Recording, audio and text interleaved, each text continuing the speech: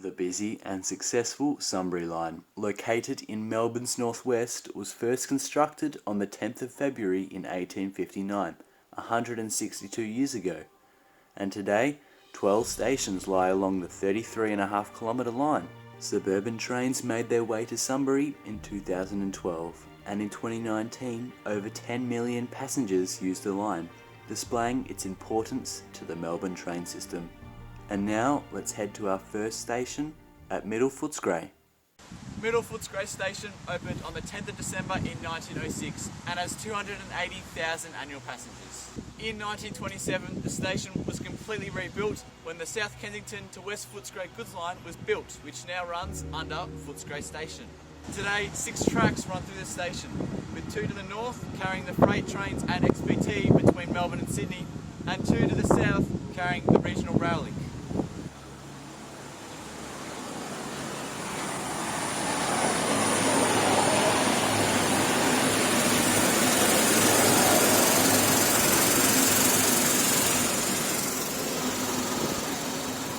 And now it's time to move to West Footscray.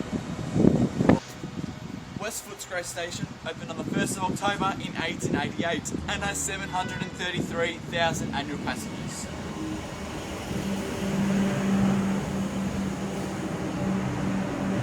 The original station buildings were completely rebuilt in 1976 and lasted until 2013, when the station was completely rebuilt 200 metres west at this location when the regional rail link was built.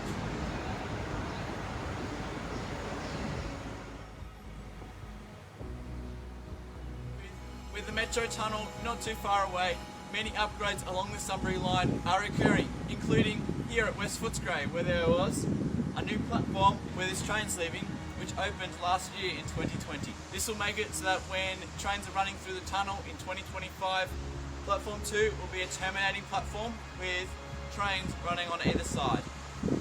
Today, 9 tracks run through West Footscray. However, there are much more at our next station at Tottenham. Tottenham Station opened on the 2nd of March in 1891 and has 603,000 annual passengers. After 90 years of existence, Tottenham Station was rebuilt over the nearby Ashley Street when the level crossing was removed. This sadly led to the end of White City Station. Originally named Coursing Platform, White City Station opened on the 10th of December in 1910 to exclusively serve the nearby Greyhound racing track, renamed to White City in 1929. It was made a regular suburban station in 1949 and only ever had one platform, sadly closing on the 4th of October in 1981 after 71 years of operation when the Tottenham alterations occurred, removing any evidence of the station today. One of Melbourne's biggest rail yards is also located here, spanning to the north of the station. At its widest point, I counted 28 tracks. And now we're going to skip Sunshine, which is getting its separate video, and head down to Albion. Albion Station opened on the 5th of January in 1860 and has 686,000 annual passengers. And yes, it's a new day. The original station, quite close to the one we see today, was called Albion and Darlington and was only open for 1 year until 1861. Albion was then closed for 30 years until it reopened in 1891, past the station. It was then relocated in 1919 to the current site where we see the station today.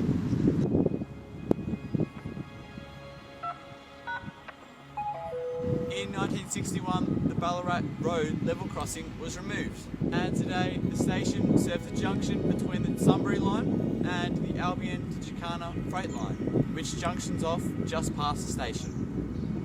Yeah. The coolest thing about this station, and maybe the line, is the sidings surrounding the station, including the John and Darling Sons sidings, which are still here today, abandoned, but you can still see the goods shed and platform today. So I'll show a diagram on the screen to show the full sidings. However, today we have one track here, and you can kind of see where the platform was, and up there is a locomotive. And here is the locomotive. I'm not too sure what it is. Here's a goods shed. and just up there is where the lines end, next to Ballarat Road overpass. And there we go, that's the end of the siding. What a cool piece of rail history. And this track right next to the station would have gone to the other sidings, which were just on the other side of the road. The main building was completed in 1926, and all of the railway sidings closed between 1962 and 1986. And now, just like this train, let's head up the line to Guinevere. Guinevere station opened on Halloween in 1982 and has 832,000 annual passengers. Guinevere was originally to be called Furlong, after Furlong Road, which now passes above the station. However, it was changed to be named after Jack Guinevere, a former politician.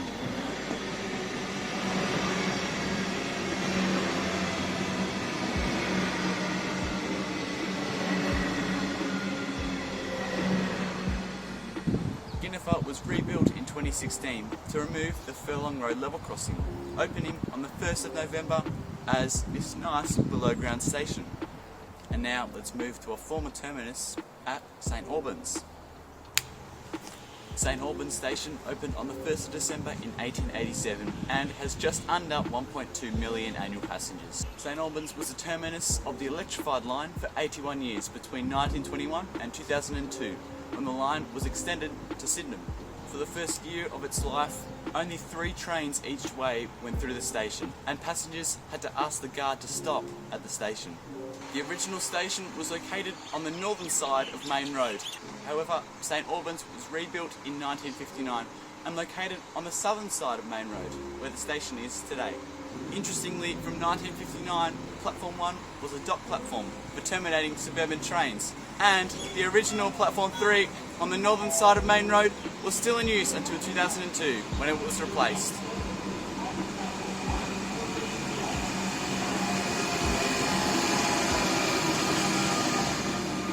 However, all history was removed in 2016 when the station was lowered under Main Road, with a new station being opened on the 2nd of November in 2016, one day after Guinevere. Now, I think it's time to move on to Keilor Plains. Keilor Plains Station opened on the 27th of January in 2002 and had 809,000 annual passengers. Built with the electrification to Sydenham in 2002, Keilor Plains Station is the newest on the Sunbury line, only 18 years old.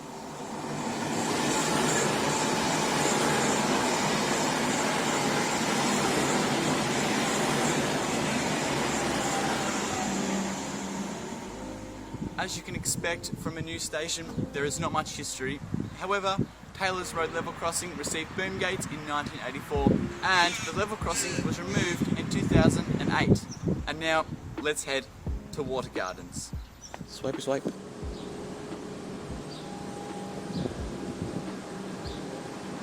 Water Gardens Station opened on the 1st of March in 1859 and has just under 1.7 million annual passengers. The station was one of the first to open on the line, first named Keilor Road, renamed to Sydenham in 1877. In 2002, the line was electrified from St Albans to here. This meant that the station moved south to this spot next to the shopping centre that now shares the name Water Gardens. One platform and its station building still remain at the original station, which is located just south of Melton Highway, which had its level crossing removed in 2018. Now this is pretty cool. I really hope this old station building is never demolished because it's just so beautiful, huge part of rail history and has the potential to be pretty cool for a bit of tourism. Great for train spotting too.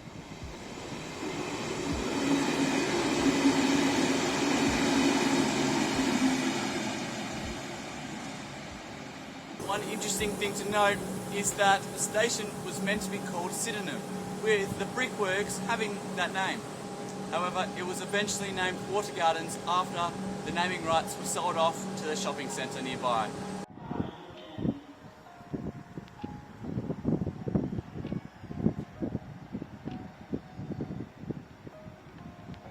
And now I think it's time to head to Diggers Rest.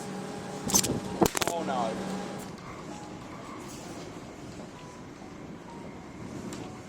Diggers Rest Station opened on the 2nd of October in 1859 and has 221,000 annual passengers. The third station to open on the line, Diggers Rest was a place where diggers from Melbourne would rest after an 8-hour hike, thus the name of the station and suburb.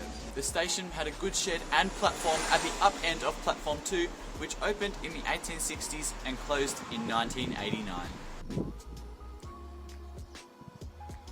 The beautiful old station building on platform 1 was upgraded in 1992, as well as the signal box, which was refurbished after a fire in 2002.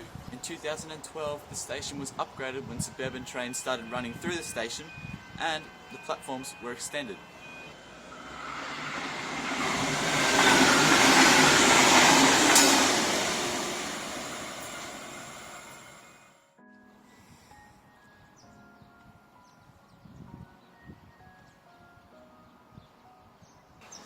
Prior to this, I'm told there was no platform for the final carriages of each train, so passengers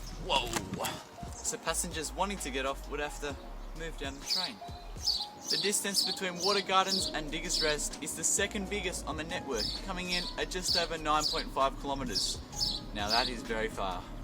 And now, the next station is a terminus at Sunbury.